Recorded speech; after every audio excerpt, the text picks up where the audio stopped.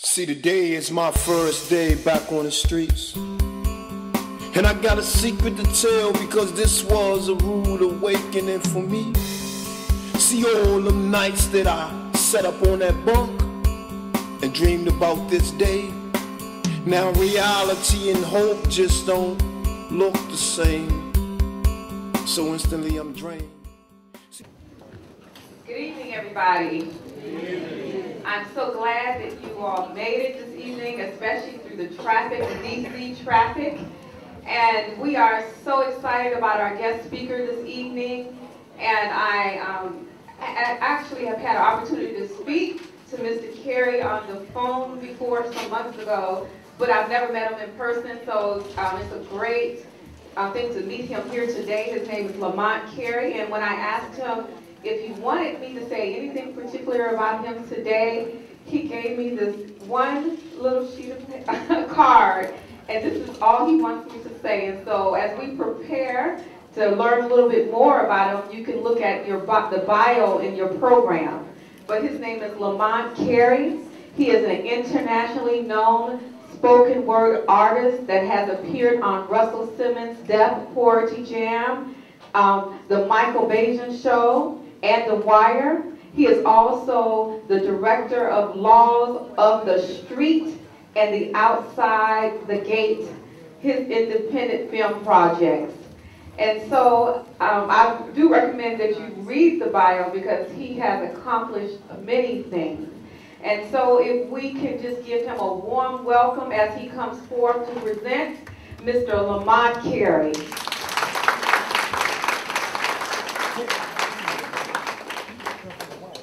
Hello, everybody. Hello. How y'all doing? Hi, again, my name is Lamont Carey, like Lamont from Sanford and Son. Carey like Mariah, without the millions. Now, it's definitely a privilege and a pleasure to be here amongst you all on your journey to being outstanding, the next biggest success story this country has ever had. So I'm not going to talk too much about what I've been through in my past. I'm going to talk more about how I succeeded, and maybe it will inspire or turn on a light in some of you all that's been searching for what you want to do. So again, I'm Lamont Carey. I started to wear a suit, but I didn't want to feel like I was coming to court. End up behind here giving a sermon or something, so I came dressed what makes me feel comfortable. And I am an ex-offender. I just got off parole last year. So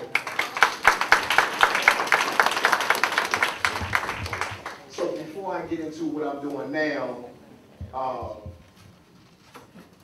the one thing that I didn't do is I never left that cell. When I came home, I brought the cell with me. You know how some of us, or you may know somebody like this, that excels in prison, but seem to fail at living in freedom. So I met countless guys throughout the 11 institutions that I had spent time in, and most of them, a lot of them were saying, man, I just don't understand it. Our programming here, but when I get out there, I'm trying to do this, I'm trying to do that, I'm trying to do this, and I fail. So I try to make it my business to learn from others' mistakes.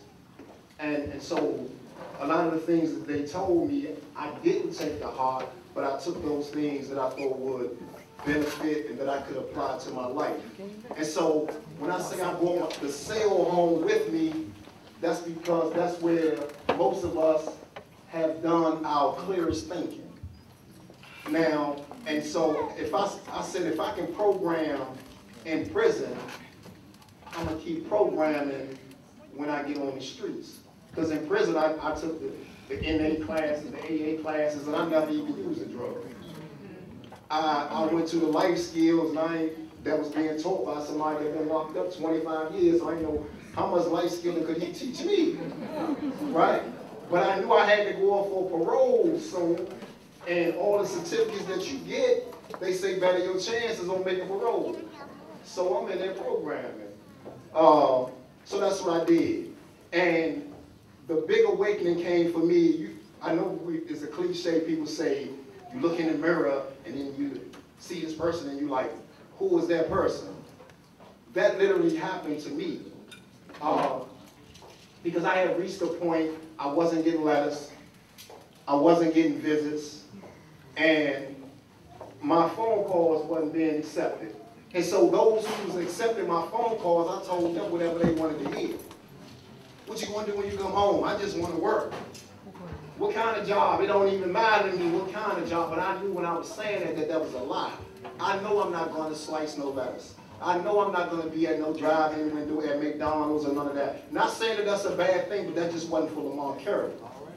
So I had to come up with, but before I reached that, I was frustrated and I was angry because I'm like, how could these people that I would have killed and died for can't even write me a letter, can't even come and see me? So my bubble, the little bubble that I lived in, the fake reality that I lived in, burst. And so this one day I'm staring in the mirror and I don't know this guy that's staring back at me for the first time in my life because I've been known by a nickname. And so we would have problems if we on in the streets and you call me by my birth name. You supposed to respond to me by the name that I tell you to respond to me by. And that was my nickname, so I never used the name that my mother gave me. So when my bubble burst, when the world that I thought loved me showed me that they didn't love me, now I'm standing there looking in the eyes of this dude that's doing this penitentiary bit. Not knowing what's his favorite color, don't know what he like. He has no prospects because all the inmates in the prison told me nobody is going to hire me when I come home because I'm a black man. Two, I'm a convicted felon and violent offender at that. So I'm like, all right, well, what do you want to do? All you know is the streets. And so luckily, I was forced to attend the GED programs. For those who have been in college, you know, when you're under 21, you don't have a GED, they make you go to school. And so I was fortunate enough to get a GED, and then I enrolled in the college program. And so I enrolled in business management. And it clicked that I knew business. I've been in the streets all my life since the age of 10 years old. And it took me to come to prison to realize that I knew how to run a legitimate business. I just ran an illegal business. So when we got to the chapter and it said distribution, I was like, I know that. Okay. Manufacturing, I know that. Supply and demand, that's my specialty. So then I was able to connect that to my past experiences and of the life of a drug dealer. And so from there, now I know how to run a business, but what kind of business I'm going to run? I've never had a job. Didn't even work in the institution. I got work by going to school. And so now I'm like, what am I going to do when I come home? And then they had some guys that used to do the rap stuff in the day room, and they was like weak rappers, wacky rappers. And I was like, I can do better than that. Never rapped a day in my life, but I wrote something down and tried it. I stumbled. I tried it again. Terrible. So one guy said, man, you write like you tell stories. I bet you can't write a book. So I took the challenge and wrote my first book in 30 days. And, you know, I probably spelled cat, K-Y-E-T. But, you know, I had wrote it and the guys liked it, so I continued to write. So now I'm like, all right, I wrote these books. Let me pay a guy some cigarettes, get him to type it up. So now I'm trying to send it to publishers, and publishers saying, we don't accept material from guys, from unsolicited manuscripts. You must submit it through an agent. So I send it to agents, and agents say, we don't represent artists unless they have already been published. Like, how am I supposed to get in? So I put that on the side. So I started looking around me, and what I discovered is that what I had in common with the guys that was in this institution with me, that they were lonely. So I had the bright idea to start a pen pal website when I come home. And to to top it off, I said if they can have firemen do calendars, then we can have inmates do calendars. So I was in the maximum security prison. I had inmates outside with their shirt off, posing for me for a calendar. And so when I come home, yeah, because you know they tied it up, they got the muscles, and that's the same thing they like with the firemen. Okay, here's my opportunity. So when I come home, I meet with a business counselor, and they tell me, why don't you think bigger than that? Why don't you help the guys from going through the same experiences that you're going through? Like, when they gave me a 6-month delayed release, I thought I was going to the halfway house. I'm just waiting for them to tell me that I'm going to the halfway house. So when I asked the counselor, she said, Mr. Curry, the halfway house will reject you because you were a violent offender. So I'm like, I should be a prime candidate for the halfway house so you can monitor what I'm doing. So they sent me into the streets. And then that's when I met Miss Kills and Cedric. And but when I approached the parole, when I come to the parole officer, because in the institution, guys were saying, man, the parole officers, all they do is try to set you up. All they trying to do is send you back. So when I walk into the parole office, I got an attitude. I'm like, I ain't gonna say nothing to them. And the parole officer sizing me up because he don't know if I'm a knucklehead, right? So the parole officer told me what was expected of me. And so I followed what was expected of me. And I stumbled back up onto the arts after pursuing the nonprofit and stuff. And so then I got into theater and then into this thing called spoken word. So now today I'm internationally known as, matter of fact, she was my first paying gig, C. Sosa. Wow. Yeah. The first people that hired. And the first people that give me a job that lasted like 11 hours. I told them I wasn't, they made me a host at Denny's and I didn't even know what host it was, but I was a little disappointed when the waiters and waitresses was getting tipped. And the doorman, they wouldn't give me nothing, so it didn't work out real right. So I went back into the entrepreneur thing, so then I ended up stumbling on to the arts, into this art form called spoken word. But before I do anything else, the main thing that I want you to take away from what I said is that if you follow your dreams, if you follow your passion, you won't worry about those other things.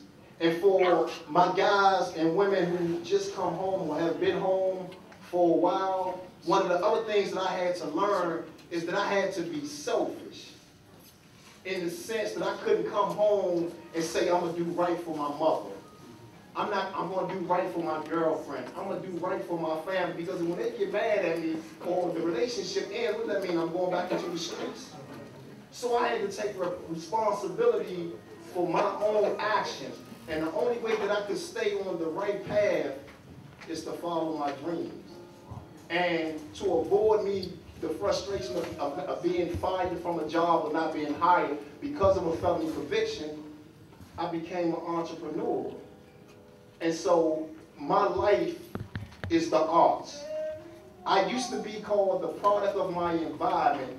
Now my experiences are my products. So what you see in front of you now is actually me working. Each and every one of you have the capabilities of doing this. How many of you could stand up right here, right behind here, right now and do what I'm doing? Show of hands. And do it better than me. Put your other hand up. Because if we don't know anything else, more than what our society needs is us.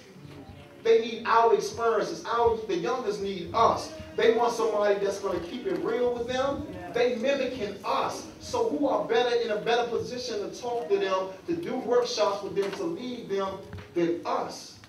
So if you ever wondering about you don't have no experiences, look in your life. You got places like Oak Hill and all that that's hiring ex-offenders now. So look inside yourself, figure out what it is that you want to do, and then follow it. That's what I do. And I may have to work 16 hours a day, so I won't have to get a 9 to 5, but I am doing it. I am living my dream. I done directed 2 plays at the Kennedy Center. I've been on the wire. I've put 280-some people on the wire just by me living my dreams and honoring and following the policies of the parole people so they won't be sending me back in. Ms. Kills and them helped me. My first paying job. So there is nothing that you can't do as long as you set your mind to it. And if you have to bring that cell with you, bring that cell with you, because I'm always conscious of where I've been. But I don't let it affect or block my future. Every day I get up, and my motto is, success is my only option, ladies and gentlemen, and you are a part of my dream because I'm right here in front of you, passing it on without knowing. Take it, if you want to take a chance on anybody, take a chance on yourself. Once you're right, then you can do more for your family. You can do more for your girl, but you can't do more for nobody when you don't even know where you're going. And you get stressed out and turn to the streets. Follow your passion. Now I'm going to close with one of my spoken word pieces, unless y'all ain't interested. Y'all hear me? See, today is my first day back on the streets. And I got a secret to tell because this was a rude awakening for me. See all them nights that I sat up on that bunk and dreamed about this day. Now reality and hope just don't look the same. So instantly I'm drained. See, this is the first time in my life that I've ever felt ashamed. See, I have to go live back at my mother's house, and including her, everybody in there, they want me out. See, they say I'm just another mouth to feed, and there isn't no place in there for me to sleep. And then the streets start to whisper to me, Lamont, come back. You ain't gotta live like that. The streets ain't changed. You still know this game. See, the streets keep calling me by my first name. And all my buddies I thought was gonna take care of me when I came home, now they moving in that cell I just left, though they dead and gone. So I'm out here alone trying to fend for myself. And every time I look in your direction, you lower your eyes or your head. So from you, I can't get no help. And then the streets start to whisper to me, Lamont, come back. You ain't gotta live like that. The streets ain't changed. You still know this game. See, the streets keep calling me by my first name. And the other day I go see my parole officer, and she's telling me that I got to do A, B, and C, or she gonna guarantee me they gonna take me off the streets. And all I wanna do is say, Miss, just help me. But it seemed that she got her guards up like I'm here to make her job rough, so I keep my mouth closed and promise myself that I'm going to do as I'm told. But then the streets start to whisper to me, Lamont, come back. You ain't got to live like that. The streets ain't changed. You still know this game. See, the streets keep calling me by my first name.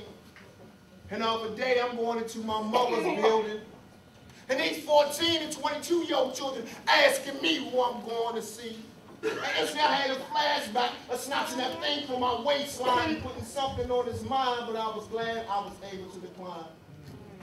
And I just said, and this bottom lip dropped, he gnawed his head like he was giving permission to me, and then the street started to scream at me, Lamont, come back. You definitely ain't gotta live like that. The streets ain't changed. You still know this game. See, the streets keep calling me by my first name. And just last night, I was sitting on the edge of the bed trying to hold my brain inside my head. See, I'm starting to get weak. So the streets starting to get more visible to me. And then I remember this plan that I created when I was in jail, that I told myself, if I follow it from A to Z, it's going to better my chances when I get free. So I said, I'll try this plan again. A got me a job, B got my own spot. See, every time I touch the stage, I make sure that I leave it hot. But I just hope tonight, when I lay down and go to sleep, that I'm not too weak, because the streets gonna be whispering to me, Lamont, come back. You ain't gotta live like that. The streets ain't changed, you still know this game, and the sad part about it, y'all, is that the streets may never forget my name. Thank y'all.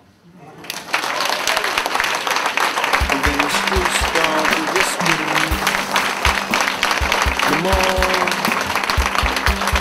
come back. You ain't gotta live like that. The streets ain't changed, you still know this game. See, the streets keep calling me by my first name. And all my buddies I thought was gonna take care of me when I came home, now they moving in the cell I just left, though they